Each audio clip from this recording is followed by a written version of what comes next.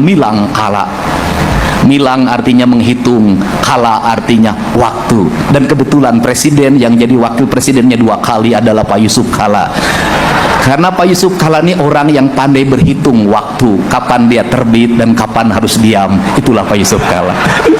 Baru kali ini ada gubernur pidato sambil ngasih apresiasi ya besar teman-teman, yaitu Kang Deddy Mulyadi. Pidatonya di Milad Muhammadiyah. Di situ ada para ustadz, ada para ya tokoh-tokoh ternama sampai terdiam ya mendengarkan pidato Kang Deddy yang menusuk ke hati teman-teman.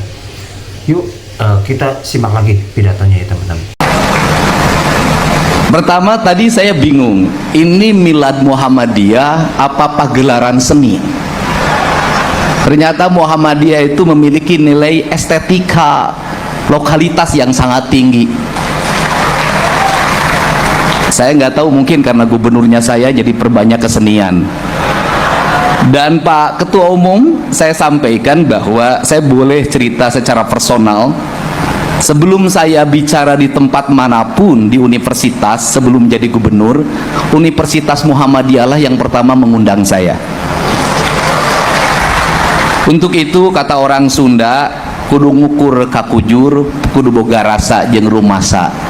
Maka saya di 2026 nanti saya akan berikan 40 beasiswa S1 gratis bagi keluarga besar Muhammadiyah, dan biayanya ditanggung oleh Gubernur Jawa Barat. Dan tadi saya juga melihat alunan membaca ayat suci Al-Quran, kemudian paduan suara, pagelaran seni. Boleh dong kalau saya ngasih beasiswa. Yang baca ayat suci Al-Quran sampai S2 saya gratiskan kuliahnya. Yang paduan suara saya kasih bonus 25 juta. Yang tadi tari karena banyak jumlahnya saya kasih 50 juta ya. Biar pada lebih semangat. Dan buat yang tepuk tangan saya doakan masuk surga.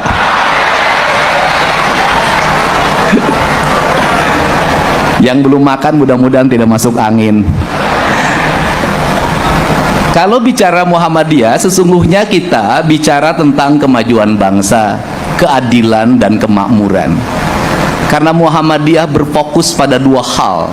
Satu, peningkatan kualitas pendidikan rakyat yang ditandai dengan banyaknya rumah sakit yang berikan layanan pada seluruh masyarakat. Yang kedua, banyaknya lembaga pendidikan yang bertujuan untuk mencerdaskan kehidupan rakyat. Maka sesungguhnya, ini ada Menteri Pendidikan Dasar dan Menengah, ini bestie saya urusan pendidikan. Maka sesungguhnya Muhammadiyah sudah mengambil peran dari negara untuk mendorong agar negara memiliki beban yang ringan dalam menyelesaikan problematika bangsa.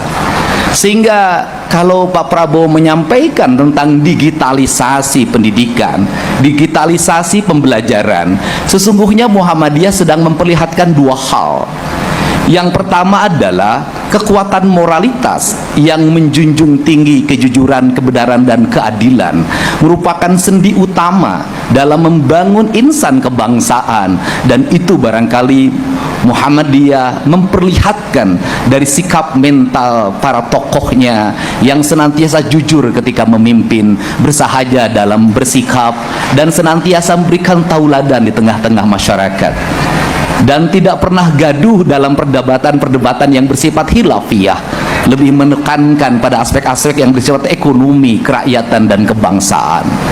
Yang kedua, dari sisi digital, Muhammadiyah sudah sejak lama memperlihatkan diri sebagai organisasi modern yang mengelola kelembagaan secara profesional, sehingga pergantian kepengurusan, pergantian kepemimpinan tidak mempengaruhi manajerial kemuhammadiyahan.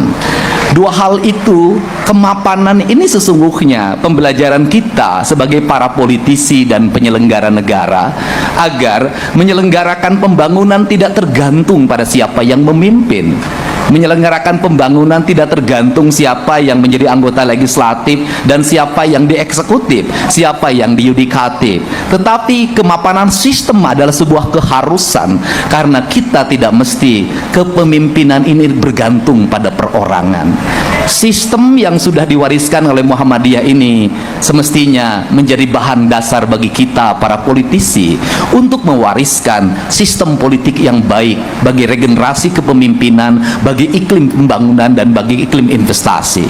Untuk itu, di ulang tahun yang diselenggarakan pada saat ini dalam bahasa Indonesia, dalam bahasa Muhammadiyahnya milad, dalam bahasa Sundanya milang kala. Milang artinya menghitung, kala artinya waktu. Dan kebetulan presiden yang jadi wakil presidennya 2 kali adalah Pak Yusuf Kala.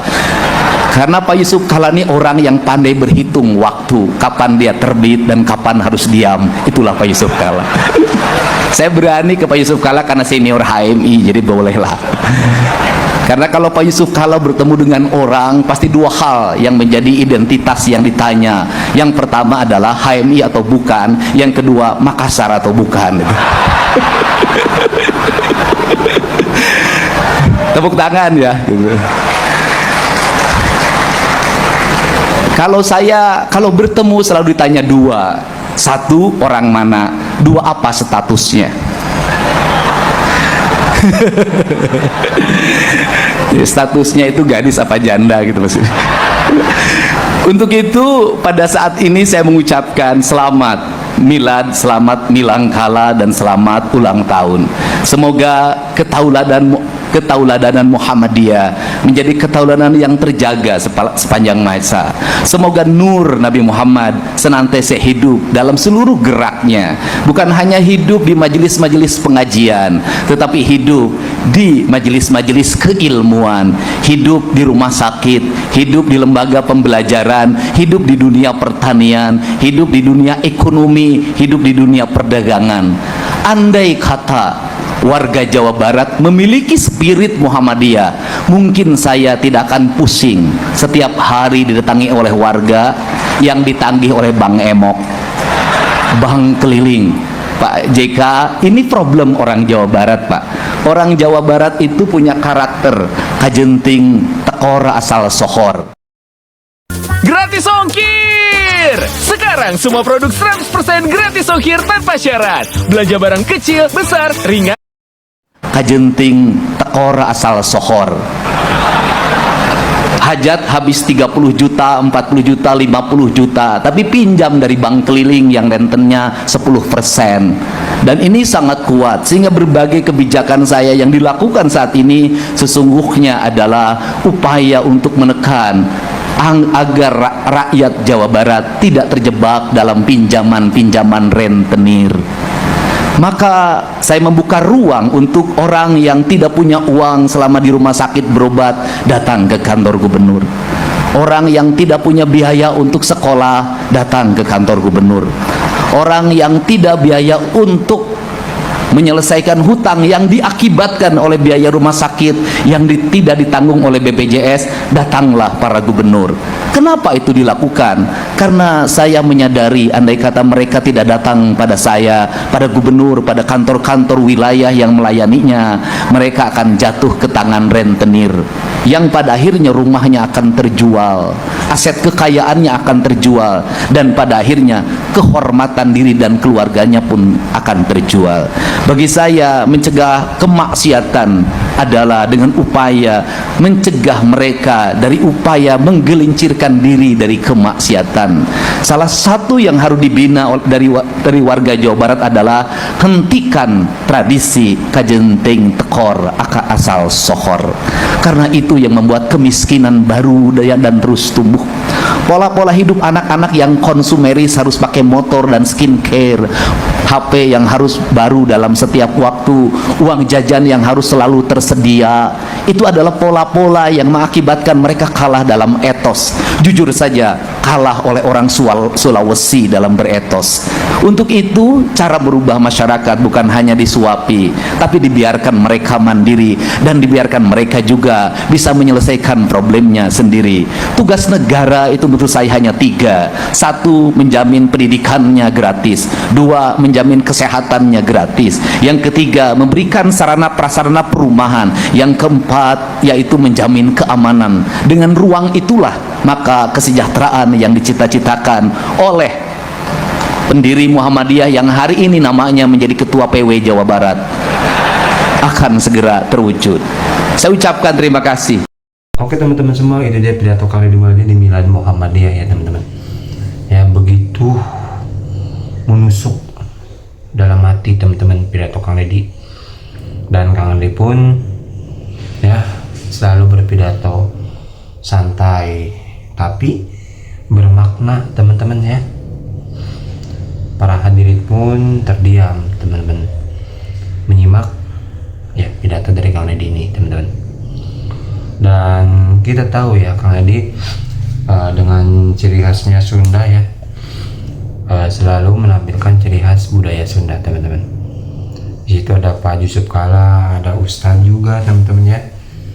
Ada Ustadz juga di situ ya, ikut menyimak dengan saksama teman-teman, ikut mendengarkan dengan saksama ya, hikmat.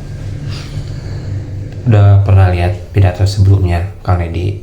Udah pernah lihat pidato gubernur sebelumnya seperti Kang Deddy? Belum teman-teman ya, tentu belum ya, karena jujur sih saya juga suka pidato gubernur ya Kang Deddy doang teman-teman. Sebelumnya ya kurang suka. Dan menurut saya Kang Deddy ya kalau pidato tuh ngena ke hati teman-teman ya. Selalu apa yang disampaikannya tuh ya bermakna gitu ya. Intinya cara ini mah kayak ustadz gitu ya, tapi ya Kang Deddy nggak mau disebut ustadz. Kang Deddy adalah cuman pejabat publik ya teman-teman, tapi ya harus kita akuin bahwa pidato Kang Deddy itu memang benar-benar top teman-teman ya. Tadi pun yang menyampaikan sampai memberikan bonus loh tadi loh, nggak tanggung-tanggung teman-teman, gede bonusnya itu ya, Masya Allah tabarakallah ya. Ya itu menjadi terngiang diingatan kita ya. Kali ini nggak cuma ngomong doang ya, kadang nggak cuma bicara doang, tapi apa langsung yang memberikan dengan tangan berisi gitu ya. Intinya nggak kosong gitu, langsung memberikan bantuan. Jadi dari segi ucapannya oke, perbuatannya juga ya seimbang gitu dengan ucapannya.